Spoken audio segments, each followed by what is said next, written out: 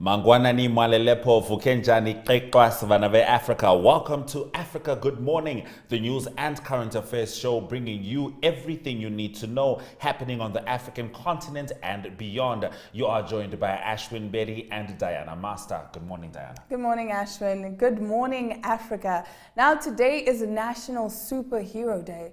Who's your favorite superhero? Apart from me, of course. I would say my dad.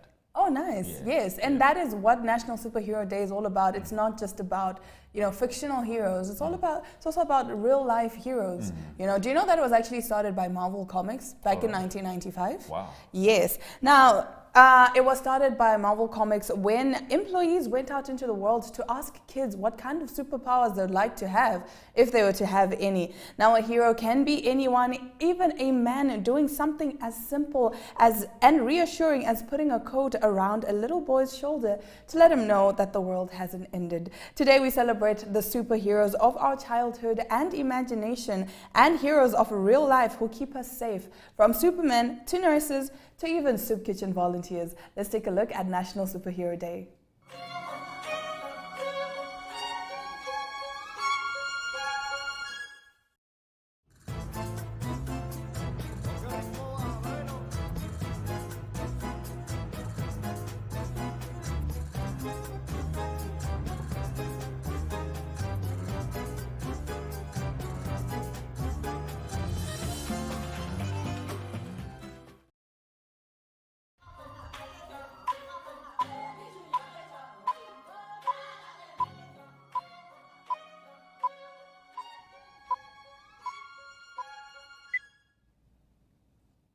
Today is Thursday, the 28th of April, and these are the news stories making the headlines. Police officer kills birthday celebrant and guest while giving gun salute in Nigeria. A birthday party turned tragic after a police officer who tried to give a gun salute ended up shooting and killing the celebrant and another guest while leaving others injured. It is reported that the celebrant and guests were on the floor dancing amidst the spraying of cash when the shooting incident took everyone by surprise.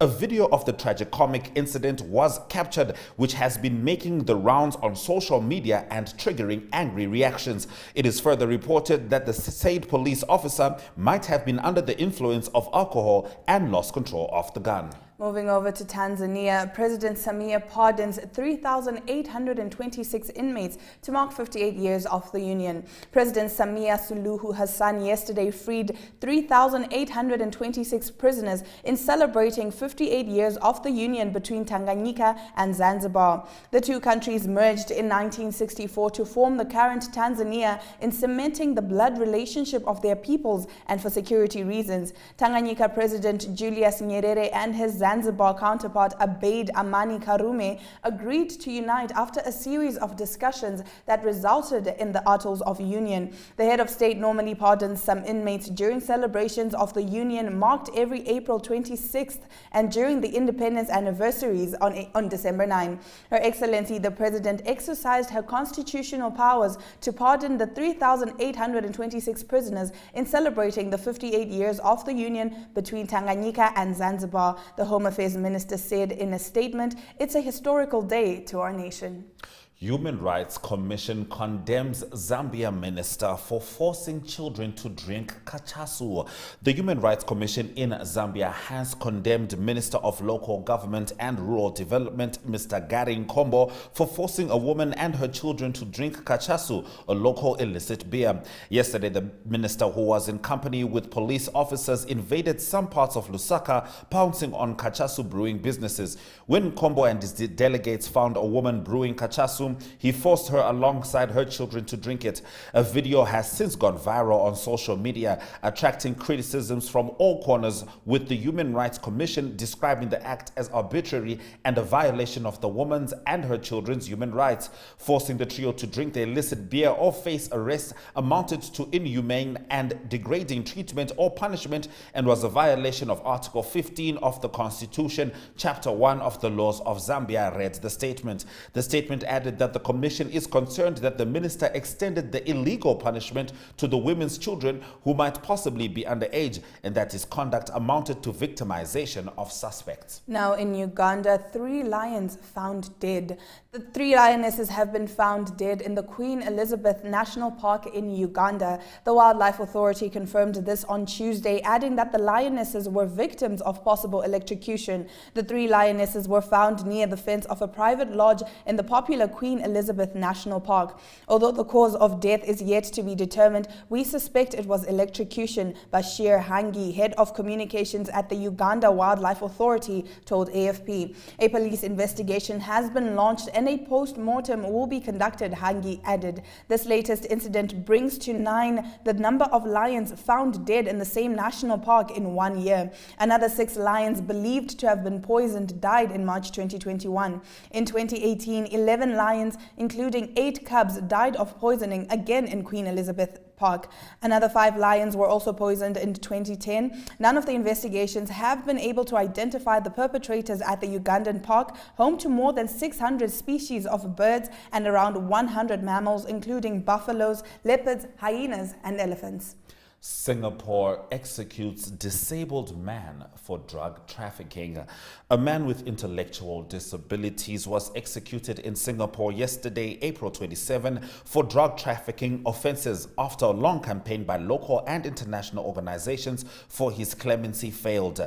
Nagenthrana K. Damalingam, a 34-year-old Malaysian citizen, in 2009 for bringing 42.7 grams of heroin into Singapore, was convicted and sentenced to death in 2010.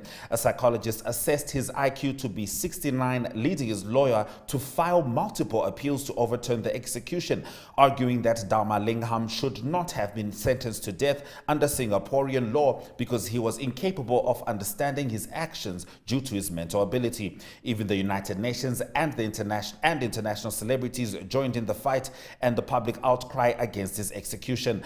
Dharmalingham's brother was told by a prison official that the execution had been completed on Wednesday. Those have been the first half of our top stories. More news after the break.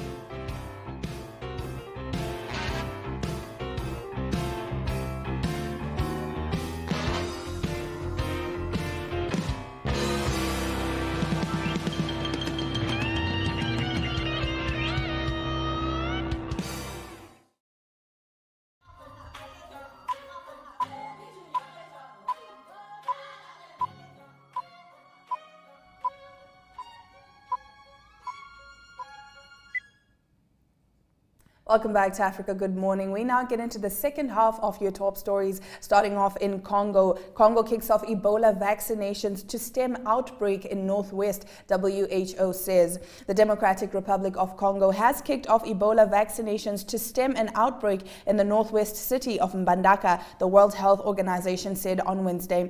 2 people are known to have died so far in the city of over 1 million inhabitants, where people live in close proximity to road, water, and air links to the capital, Kinshasa. The first death occurred on April 21 and the second on Tuesday, marking the Central African country's 14th Ebola outbreak. Around 200 doses of the Ebola vaccine have been shipped to Mbandaka from the eastern city of Goma, with more doses to be delivered in coming days, the WHO said in a statement. So far, 233 contacts have been identified and are being monitored, it added.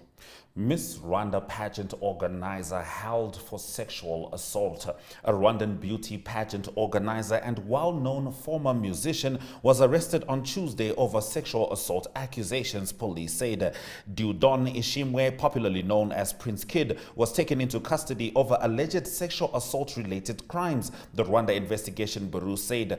The 36-year-old was facing charges that he allegedly committed offenses against former contestants of Miss Rwanda at various times, Rwanda Investigation Bureau spokesman Thierry Murangira told AFP. His arrest, which triggered a mixed reaction on social media, comes after the organization announced last week that a former Miss Rwanda had resigned as communications director after 4 years with the company. Miss Rwanda debuted in the global Miss World competition in 2016, according to its website. It bills itself as the East African country's leading beauty pageant. Moving over, Tunisia detains crew of ship that sank off its coast this month.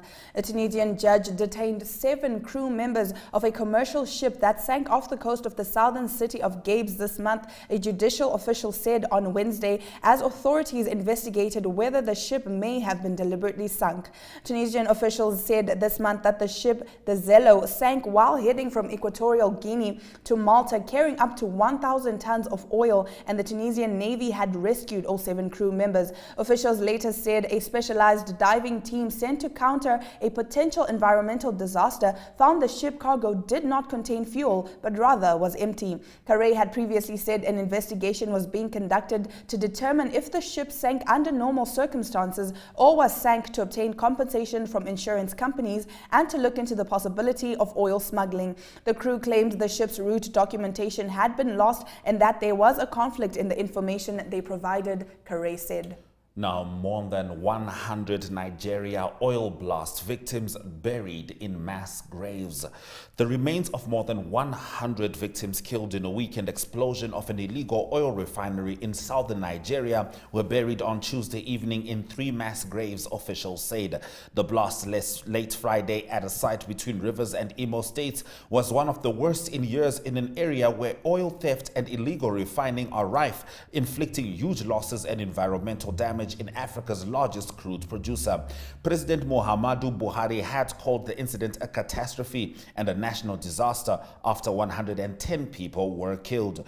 The charred bodies were buried in 3 mass graves at the site by the Imo State government, represented by the chairman of the local government area and emergency officials. No family members were present since the bodies could not be identified because they were burnt beyond recognition. Ifeyanye Naji of NEMA Emergency Services Agency told AFP. Now, in our next story, Mali accuses France of spying over drone footage of mass grave. Mali has accused the French army of spying and subversion when it used a drone to film what France alleged was mercenaries burying bodies near a military base. The West African nation's ruling junta, in a statement on Tuesday, said a drone illegally flew over the Gotv base on April 20, the day after French forces handed the site back to Mali. The following day, the French army shared a video it said showed Russian mercenaries covering bodies with sand to falsely accuse the departing troops of war crimes. 2 soldiers could be seen filming the half-buried corpses. Mali's military has now announced an inquiry into the discovery of mass grave at the Gotv base. The army said it found the grave the day after the images were published and claimed the body's advanced stage of putrefaction ruled out Malian soldiers' responsibility. That brings us to the end of our top stories. Now, World Press Freedom Day is celebrated on the 3rd of May. And after the break, we'll be talking to Tileni Mongudi as we take stock of the Namibia media landscape, talking about things like female representation, access to information, and so much more right here on Africa Good Morning. Stay with us.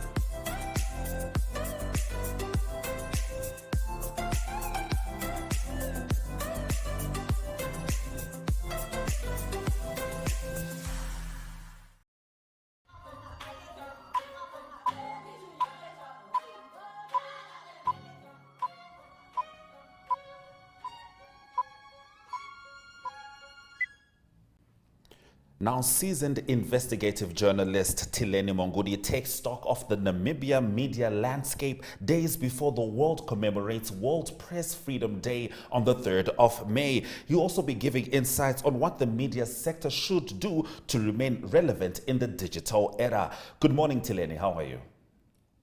Good morning. Good morning, viewers. Thank you for joining us on Africa Good Morning. Now, as the world commemorates World Press Freedom Day, as a journalist, could you please give us your take on the state of media in Namibia? It's been a long way. We've come a long way. We have a lot to celebrate. We have a few things to be worried about. But basically, we are, being always leading the pack in terms of media freedom in Africa, on the continent, and we are very well positioned internationally. I think we're doing very well. There are a few challenges, um, especially with the media space evolving.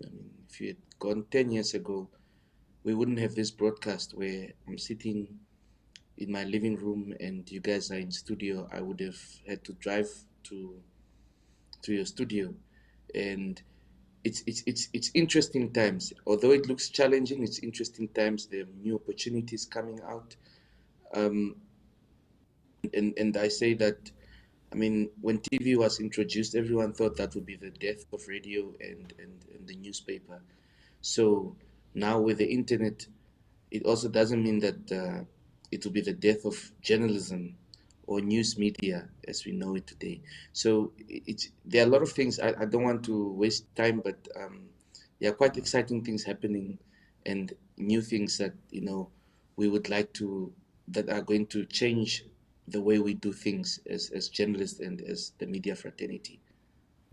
Definitely. Now, earlier on, you mentioned that Namibia continues to rank highly when it comes to press freedom. What would you ascribe this to, and what needs to happen to maintain the status quo? Well, I fully ascribe this to the Namibian people. There are quite a lot of Namibians who, on a daily basis, make use of us as journalists and the national media to ensure that good governance, democracy, respect of the rule of law, all of these things are followed in Namibia. And without patriotic Namibians who risk their jobs at times to blow the whistle and their livelihoods to just notify us and help us get to the story and hold power to account and speak truth to power, that those are the key ingredients that keeps us on the top of the table. So without a resilient society and a nation who believes in democracy and freedom of the media, we wouldn't have this. We are having challenges. There's a growing concern now recently where the political elite and the business elite have now started turning to the courts um, with what is called now SLAP lawsuits, which basically means strategic lawsuits against public participation, which are aimed at sort of bullying and beating journalists to submission and media houses, obviously, because if you lose some of these lawsuits, it cripples you financially, and some of them even have the capacity or to close down newspapers or media organizations. So this is a very worrisome trend, and it's been happening now in the last 5 years, more and more, where you find rich, powerful individuals taking to the courts because they know that these court processes are expensive and we're not guaranteed to win anyway. So they're using this now to sort of silence journalists. It's not just government trying to silence journalists, it's also now the political elite. All right. Now, the Access to Information Bill continues to be an elusive step for Namibia. What are the possible repercussions of such a delay? Let me start by debunking the myth that the Access to Information law would only benefit journalists. Access to information law actually would benefit everyone in our society, including politicians, civil society, businesses, and individuals. Can you imagine having someone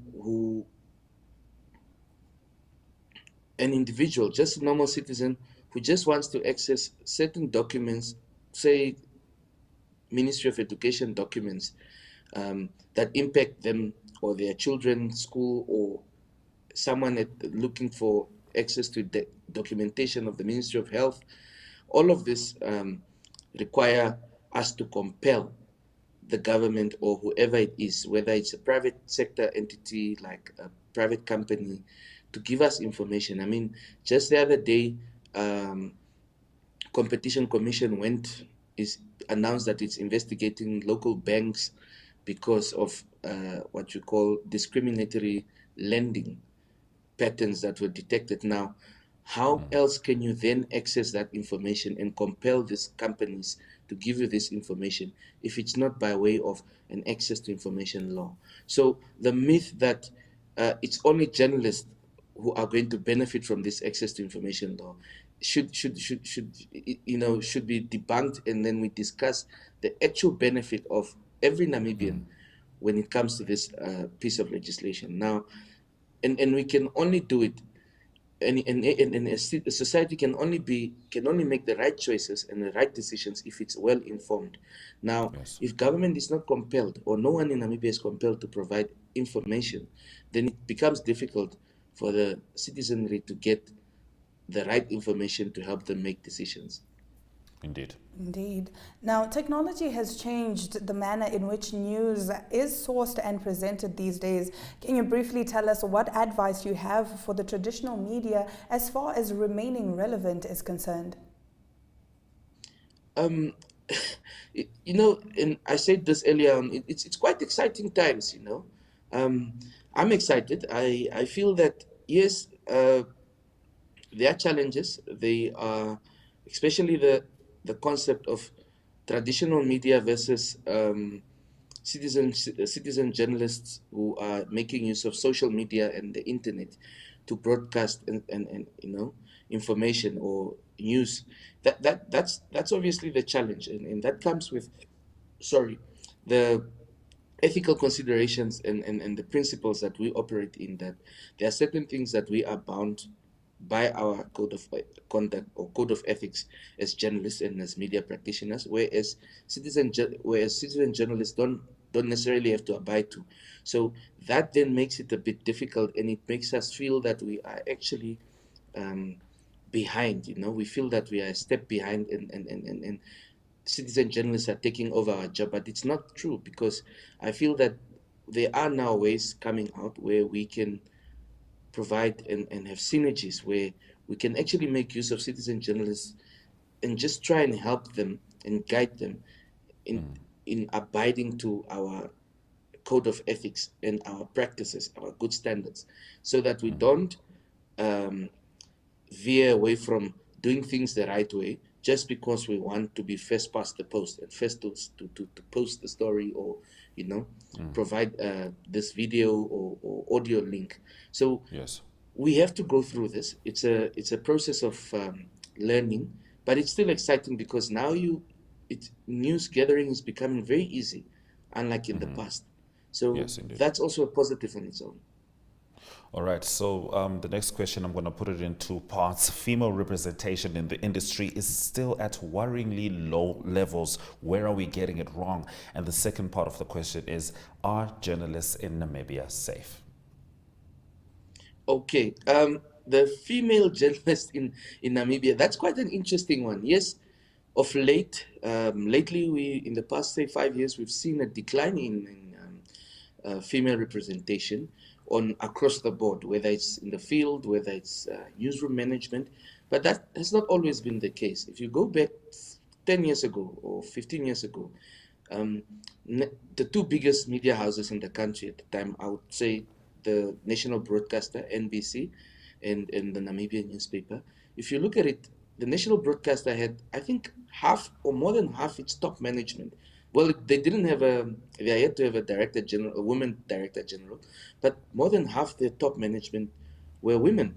There were Umbi Karuahe, Upi, you had Menesia Muño, Flahia Kandongo, Maria Indongo, Claudia Ikela, So you had this newsroom being managed by women. And then you go to the Namibian, you had Gwen Lister. I mean, at least, her top management as well. You had Gwen Lister, you had Jean Sutherland, who was the news editor, second in charge.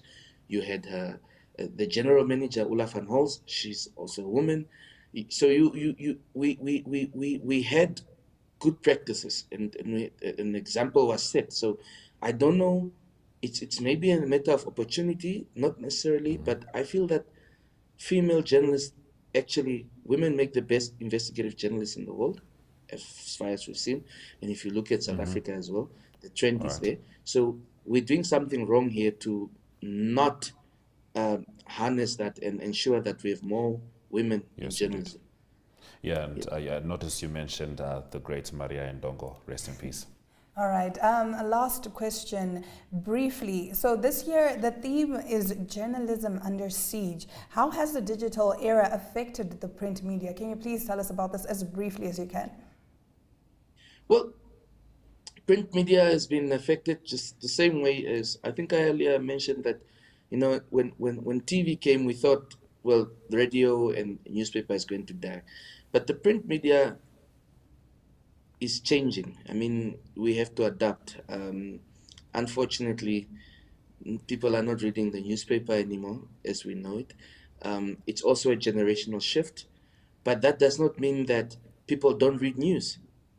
So it's just the fact that not everyone is buying the newspaper in the morning as they used to anymore, but we now have also an emergence of e-papers and digital solutions to that. So print media, as the printed edition of a newspaper, is dying, but doesn't mean that journalism and print journalism is dying as well. So we just found we're just migrating to digital, and I mean.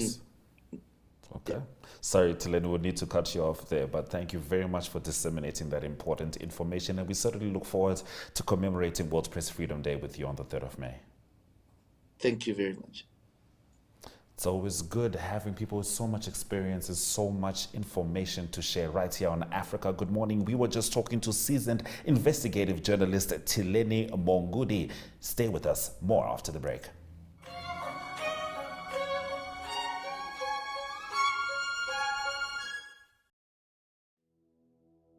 Have you received a loan from NSFAF? NSFAF loan is the same as any other loan. It must be paid and settled. NSFAF has a set of guidelines on how you can repay your loan and become debt-free. Therefore, it is important that you, a former beneficiary and a responsible Namibian, show your patriotism by helping pay back your loan and thus helping NSFAF become a revolving fund for the benefit of future potential students. By failing to pay back your NSFAF loan, you risk being blacklisted or having a court order against you. So arrange with the fund to pay back your loan today. For more information on how you can repay your loan, visit our website at www.nasfaf.na or visit our Facebook page or Twitter. Do the right thing and hashtag payback the money.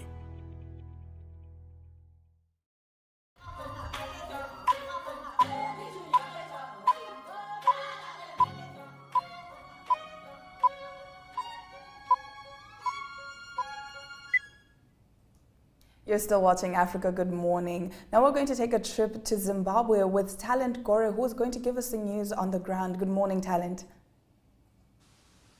Good morning, and Africa Good Morning. We are good. So in your first story, Zimbabwe's maternal mortality hailed. Please expand on this. The United Nations Children's Fund has said that Zimbabwe has halved the maternal mortality rate from 960 deaths per 100,000 live births in 2010 to 462 deaths per 100,000 live births in 2019. In its latest annual report on Zimbabwe's health sector, UNICEF said that this was a big achievement for Zimbabwe.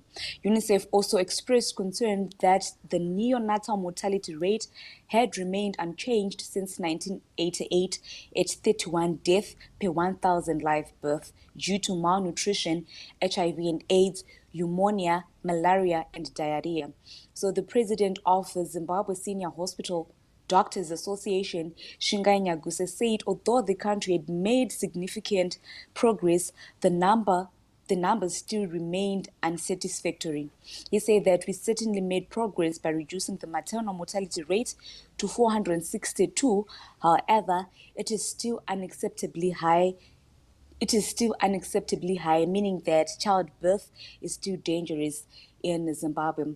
But however, the UNICEF has held the progress that has been made by Zimbabwe in the maternal mortality rate.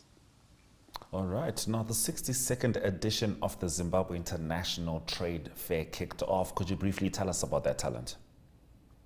Zimbabwe's biggest trade expo, the Zimbabwe International Trade Fair, rolled into life in Bulawayo on Tuesday. Apparently, the president of Kenya, President Uhuru Kenyatta, was supposed to be the guest of honor, could not make it. He is no longer coming to Zimbabwe because of following the death of his country's former president, Mike Mbeki. So April has been a busy month for the city of Bulawayo, with independence celebrations being held there, and now the ZITF being held in the city. So the Zimbabwe International Trade Fair Expo, it goes for a week, and the president is now the one who's going to be the guest speaker at the event. Tomorrow, he's going to be the guest speaker tomorrow at the event.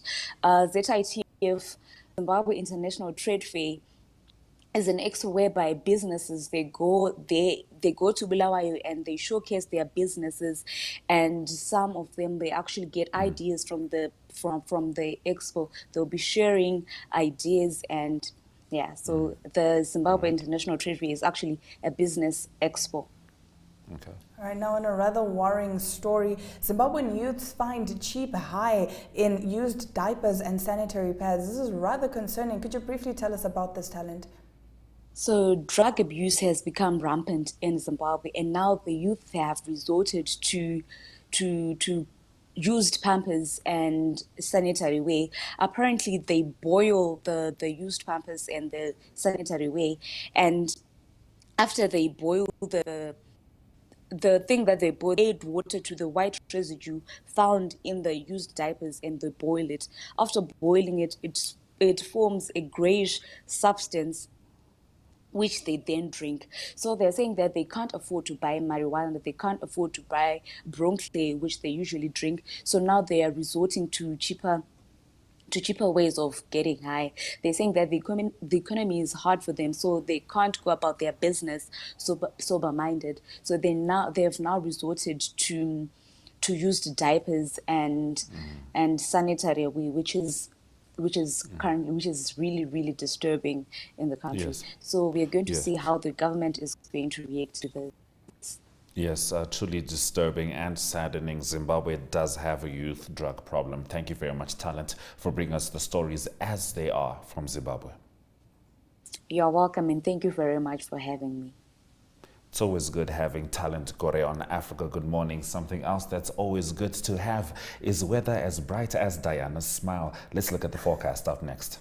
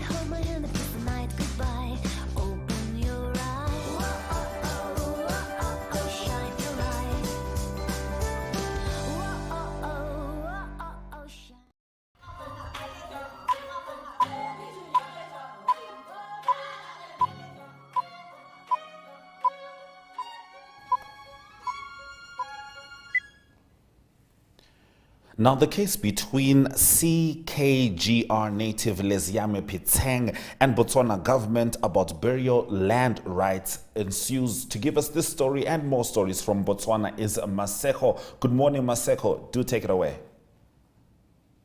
Thank you. Good morning to you in studio. To start off my stories today, the son of the late Pitseng Berekwe, Lisiame Pitseng, has vowed to defy a court order that instructed him to bury his late father within 10 days outside of the Central Kalahari Game Reserve. Justice Itumeleng Sohopolo issued the ruling yesterday after a protracted legal battle between Berekwe family and the state over the matter. While the family wanted to bury the 75-year-old man who has been lying in a morgue for 4 months inside the CKGR, the state has refused, saying Berekwe was not part of the 189 applications in the Roy Sisana case of 2006.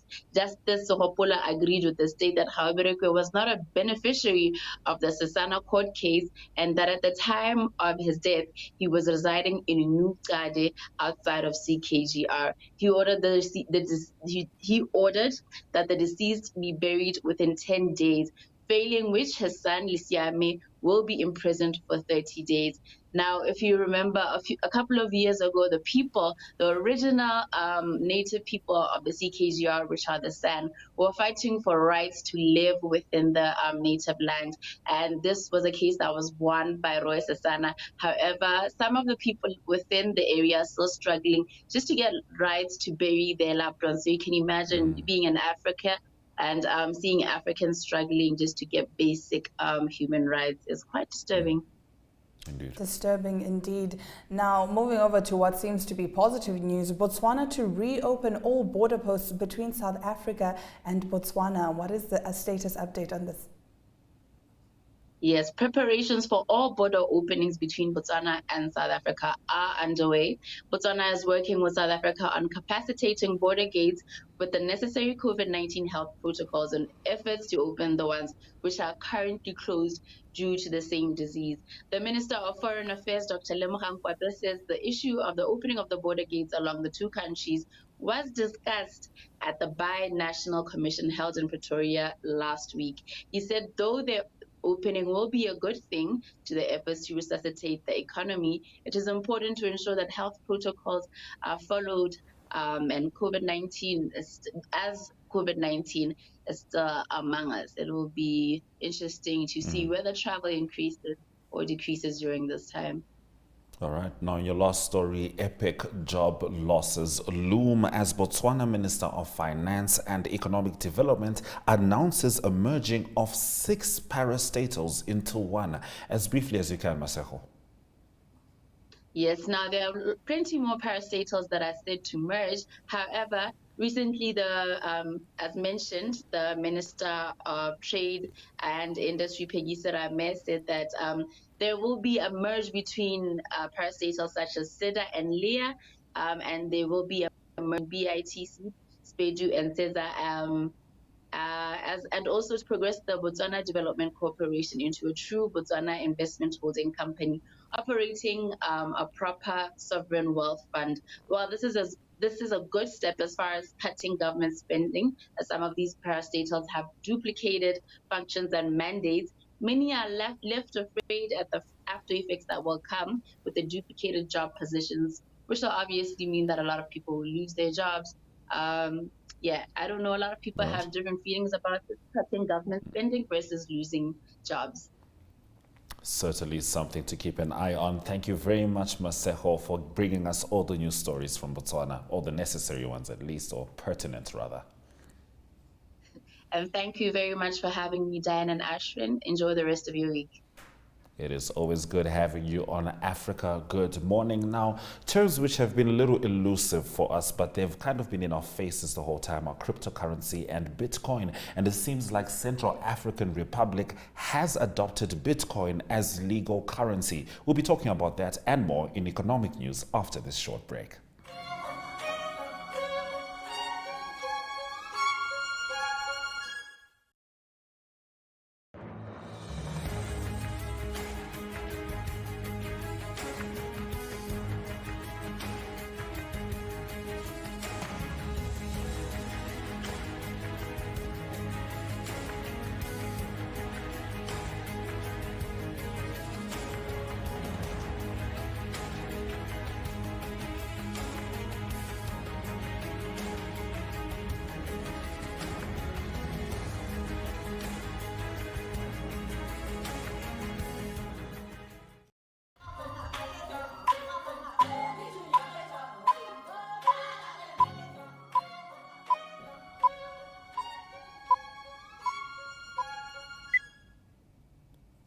Thank you for staying with Africa. Good morning. Now, getting into your economic news stories, I just highlighted that Central African Republic has adopted Bitcoin as legal currency. The Central African Republic has adopted Bitcoin as legal tender, the president's office said on Wednesday, becoming the second country in the world to do so behind El Salvador. Lawmakers unanimously adopted a bill that made Bitcoin legal tender alongside the CFA franc and legalized the use of cryptocurrencies, and President Faustin Archange Touadera signed the measure into law. The landlocked state is one of the planet's poorest and most troubled nations, with an economy that is heavily dependent on mining. El Salvador became the world's first Bitcoin adopter on September 7.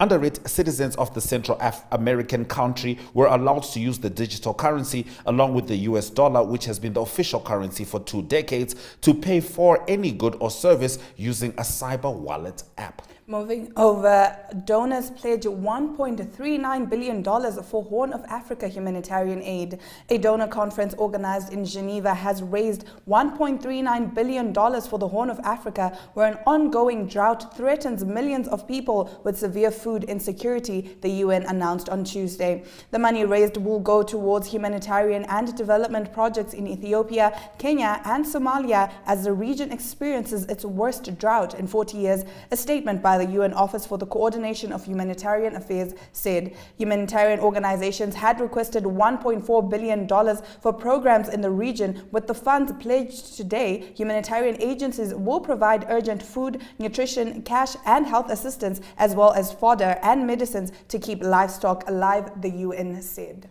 CFM to transport 380,000 tons of Botswana coal per year.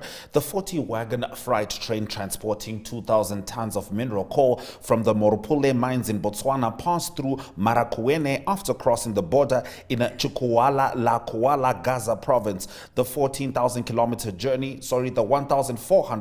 journey starting in the Palapaya region in central Botswana and traversing Zimbabwe took 4 days. This is probably the first coal transport by rail through Mozambique from the Morupule mines in almost 5 decades of national independence. Mozambique's Southern Railway System hopes to transport 380,000 tons of coal per year from Botswana to export via the port of Maputo. Moving over to South Africa, South Africa's green transition to cost over $64 billion by 2030. South Africa's efforts to wean itself off coal and focus on renewables, battery storage, electric vehicles, and setting up a green hydrogen economy would require funding of over R1 trillion, equivalent to $63.70 billion by 2030, a top government official said. In November, the United States, Britain, France, Germany, and the European Union agreed to offer an $8.5 billion package to help South Africa accelerate a transition from coal. South Africa is the world's 12th biggest emitter of climate warming gases and the biggest in Africa. It is a coal-intensive economy where a fleet of decades-old and inefficient power plants provide a bulk of its electricity. The funding of R1 trillion would also involve investments into transition fuels such as natural gas and nuclear, and imparting new skills to people who will possibly lose their jobs. Crispian Olva, Executive Director of the Presidential Climate Commission, told Reuters. That brings us to the end of our economic news stories. Economic indicators up next.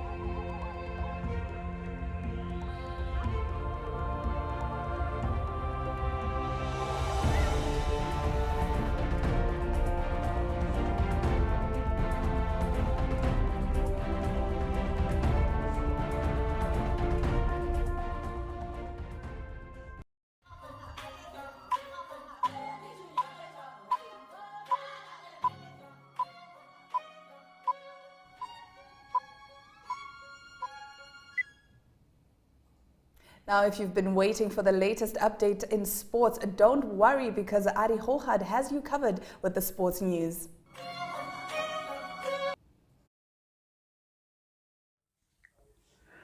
Good day everyone, time for international sport news, and I start off with tennis news and Wimbledon coming up, Wimbledon tennis tournament that's going to be in July in London, and news from the tournament is that world number 1 Novak Djokovic will be able to compete and defend his title.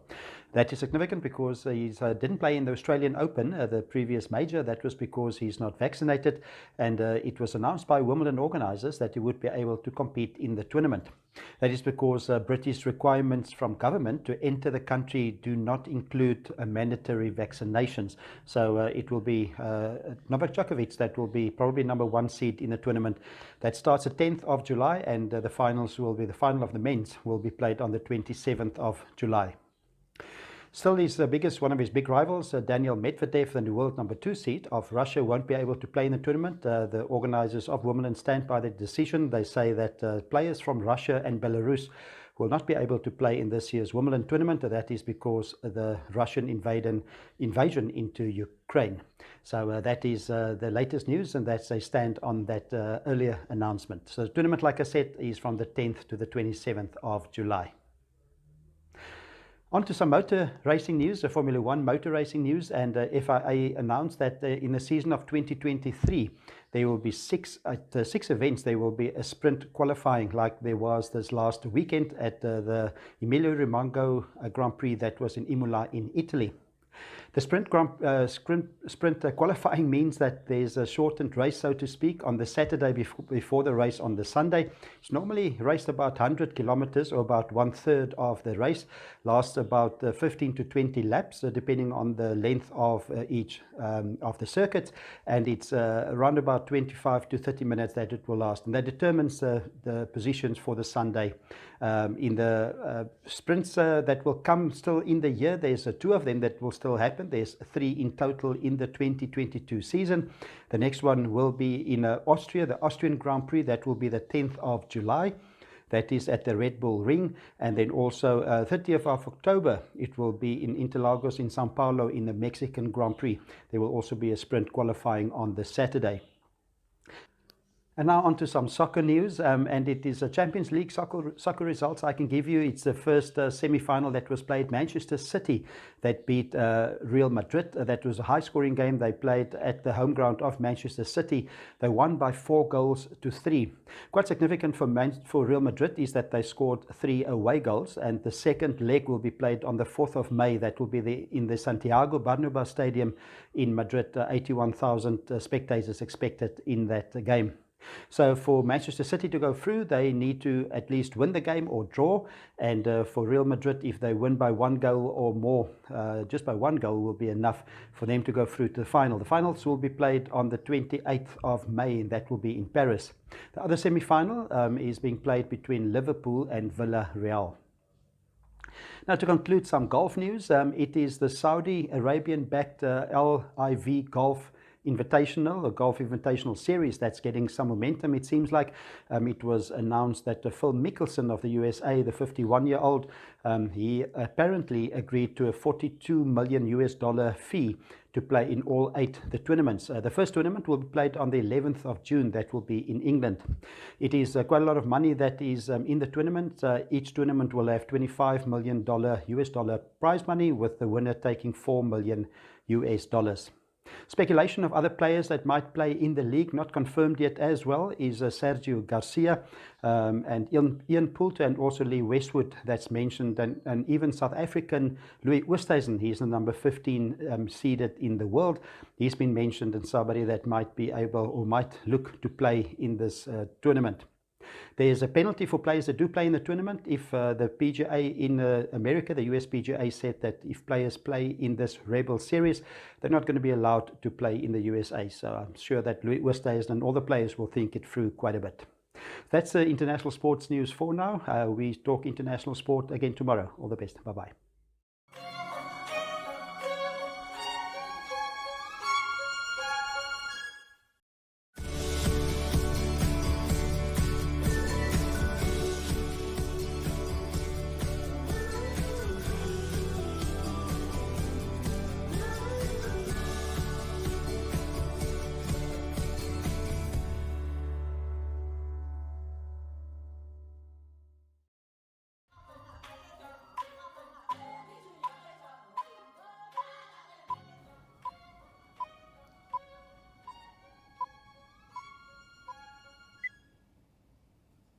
Welcome back. Now for a quick recap, let's take a look at the highlights from today's broadcast.